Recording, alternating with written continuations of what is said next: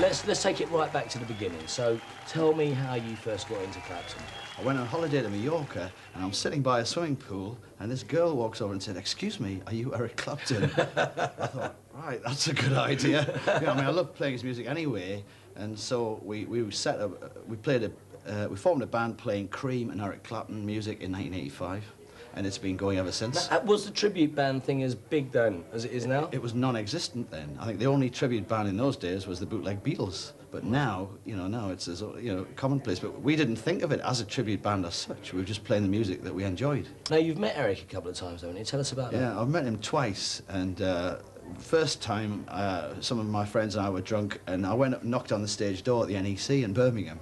And they opened the door, and they thought I was Eric and let me in backstage. He wrote this lovely message saying to Mike Hall, "I've heard all about you, man. Best wishes, Eric." So I've got that framed at home.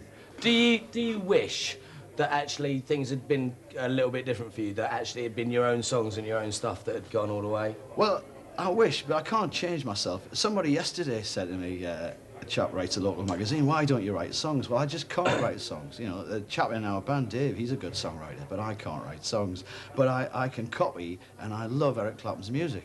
And I think I get more pleasure out of playing his music than anybody could just sitting at home listening to the records. Now, there are bands like the Stones who have been going on and on forever, are still doing it at the age of 55, 60, and I don't see them stopping before they get to 70 or 80, really. Do you think you can keep this going? Well, Eric's a little bit older than me, and he's just made an album with B.B. King, who must be in his 70s. So maybe there's hope for me, you know, maybe I can play for another 20 or 30 years, you know. I mean, Eric's music is timeless. It sounds as good or better now than it did in the 60s, so I'll be around.